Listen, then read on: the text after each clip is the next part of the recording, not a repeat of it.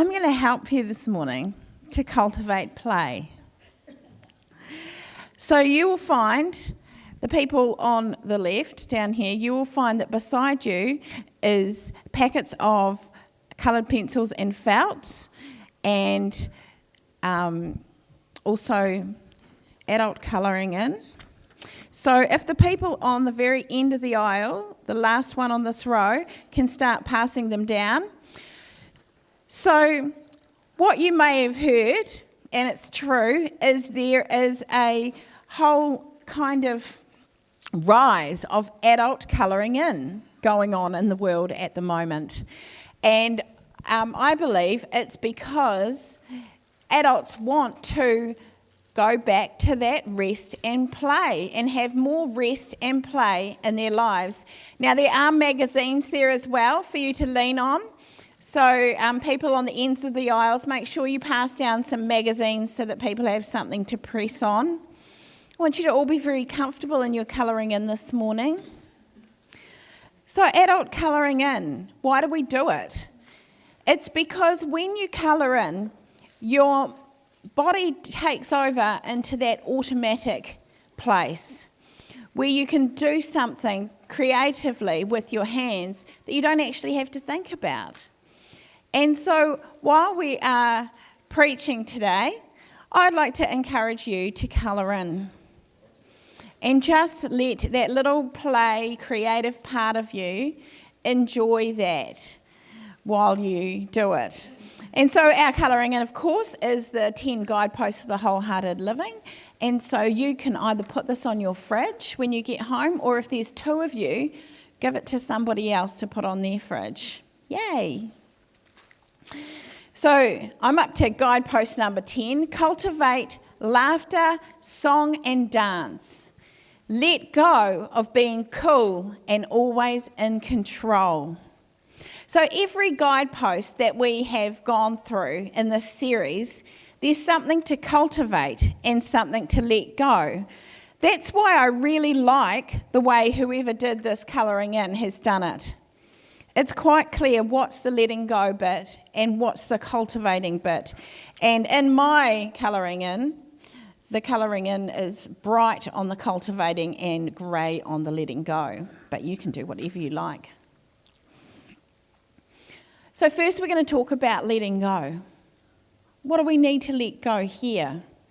Letting go of being cool and always in control. It sounds like something that we would grow out of at high school or university. But you know, I think sometimes the older we get, the worse it gets. As adults, we often don't allow ourselves the freedom to be goofy or silly because there's a sense of always needing to be in control. My young adult children are finding out the responsibilities of adulthood. They're 19 and 21, and it's not a happy experience. As you all know, being an adult, you have to be quite responsible to pay your bills, to look after your children, to obey the laws of the land.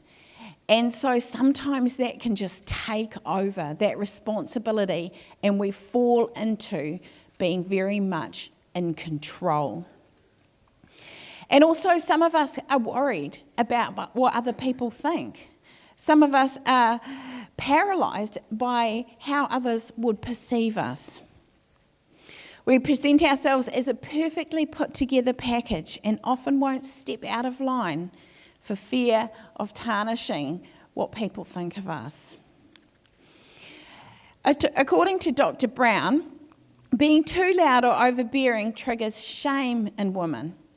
Now, I know this because I am sometimes too loud and too overbearing. And sometimes I feel like, oh my goodness, everybody's looking at me. I better just stop.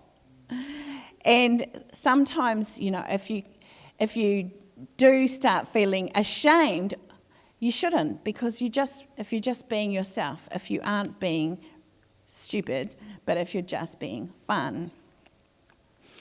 So rephrased, really, letting go of being cool and always in control is letting go of shame and having courage. According to Dr. Brown, laughter is a major component of shame resilience. Now, I did not know this. And it's a way of communicating that you are present with and understand the person you're sharing the laughter with. So laughing is so important. And being with people who can really be their true selves, crack jokes that are clean and fun is really important. They are friendships worth cultivating. Also, music. Dr. Brown explains that music reaches out and offers us connection. I was reading a little bit of her book, and she was saying how she watched a piece of a movie with and without music, and how she was really connected to the movie when she had the music, and then not at all when she didn't. And music does play a huge part in our lives. And I believe that worship, using music to connect with God and others, is such an important part of our lives. So don't forget to put on the music. Paired with music is our ability to dance. If I had to guess, dancing is the thing that being cool robs us of the most. Dr. Brown explains that laughing hysterically can make us feel a little out of control, and singing out loud can make some of us feel self-conscious. But for many of us, there's no worse expression that will make us feel vulnerable than dancing. But dancing is good for the soul. Dancing releases us from that control, that cool, and lets us express ourselves in a full bodily form. It takes courage to let ourselves be seen, even for a silly moment of dancing in the supermarket. Aaron and I like to dance in the supermarket. We also like to dance at the end of a movie. We especially like to dance when Emily's around because it embarrasses her.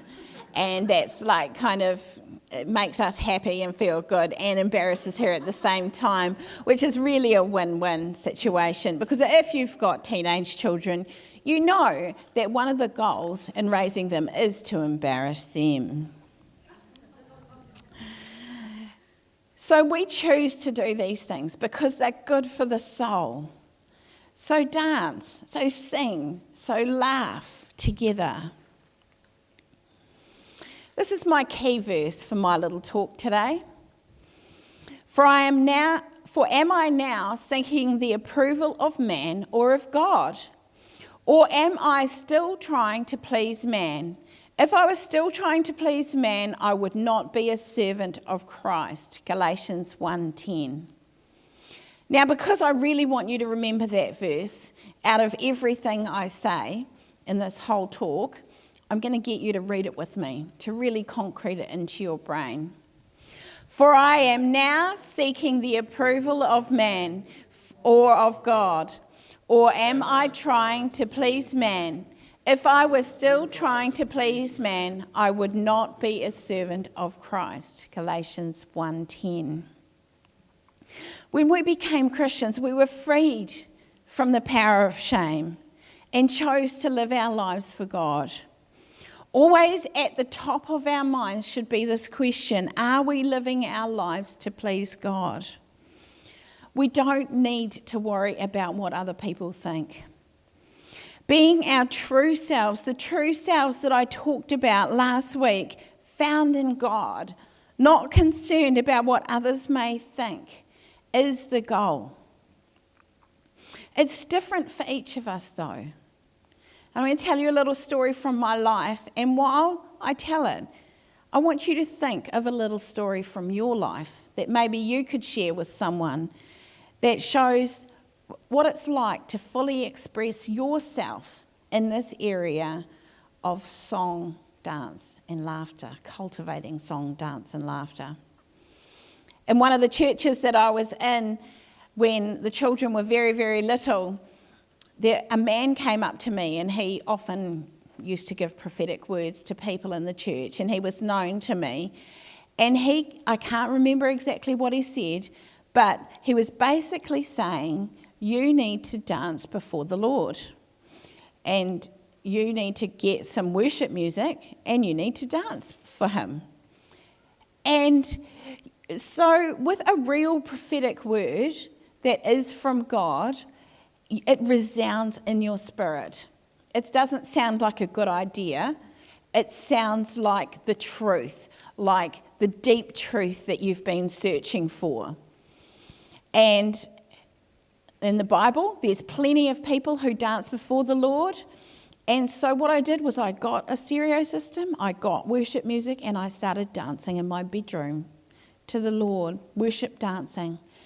And in that, I found a freedom that I never had known in worship, a freedom in myself, a freedom in my relationship with God to be wholehearted, not just wholehearted, whole-bodied, whole person, whole everything for him. Because when I dance for the Lord, it's my whole body, it's my heart, it's my spirit, it's my mind, it's my will, it's my physical body, it's every single part of me giving that worship to the Lord.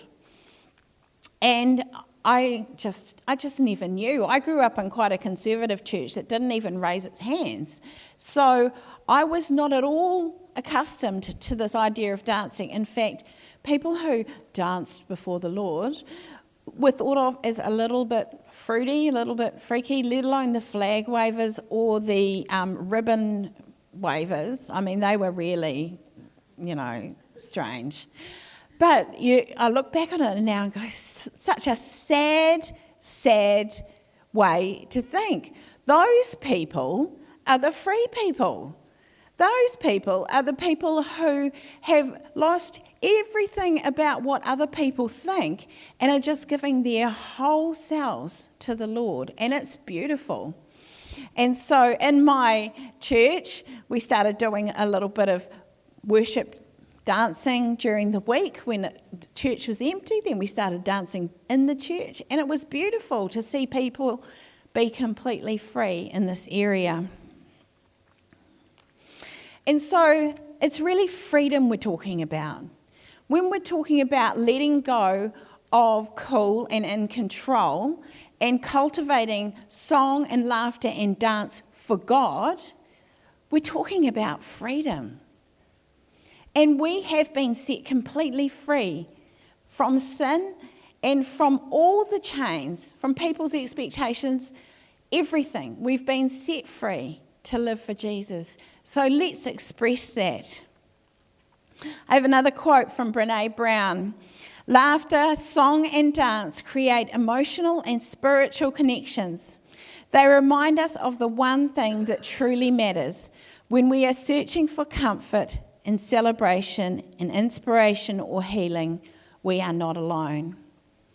And the thing that I always think about when I'm following through Brené Brown's guideposts is, if this is true for the general population who don't know God, how much more true is it for us who do know God? How much more can we connect together by laughter, song and dance when we are already connected by the blood of the Lamb, by being sons and daughters of God, by being part of the family of God? I really do like this quote from Brené Brown. When we don't give ourselves permission to be free, we really tolerate that freedom in others. And I believe that's true. And so today, as you're thinking about how to cultivate these things in your life, think, do I really accept when other people are out there and a little bit silly and just let go? That's important. I have one more illustration before I close, and it's the illustration of Christian clowning. Those of you who don't know me very well, and even some of you who do, may not know that before Bible college, I did a creative ministries diploma with Baptist Youth Ministries in Auckland, and I majored in clowning and art. I had never heard of Christian clowning before I went to this course, But Christian clowning, look it up on Google. It's a big thing, mainly in America. But I have taught Christian clowning in Australia and New Zealand. I've done so many workshops. I've taught literally hundreds of people to be a clown. Now, Christian clowning is very, very different to circus clowning or secular clowning. The clowning stream that I come from is silent clowning, very similar to my mime that you would have seen, except actually I don't have a good picture of me as a clown because it's a long time since I've done it. But me as a clown looks very similar to that one with the pink curly wig. Except I had all my clowning stuff lost at one stage, so I don't actually know what colour my wig is now. I haven't even looked at it. But that's my alarm. Did you hear it? You don't mind, though. You want to hear about my Christian clowning, eh? So Christian clowning, it's a wonderful, wonderful ministry of being able to show things that otherwise people just wouldn't listen to if you just said it like that. So Christian clowning can be used to churches, Sunday schools, schools, on the street. And the great thing about Christian clowning is it brings laughter, song and dance into people's lives and reminds them that being cool and always in control is not really something that is a great goal. And so in spring, we are going to be doing some evangelism, some outreach, some really interesting stuff. Jules has got some great ideas, and we're going to get together and start formulating a plan. If there is anyone who's interested in Christian clowning, I know my daughter is. I am. It only takes about 4 people to make a little clowning troupe. And I can see all of you as clowns. Don't think that, you're too old or too young or too grey or too bald to be a clown.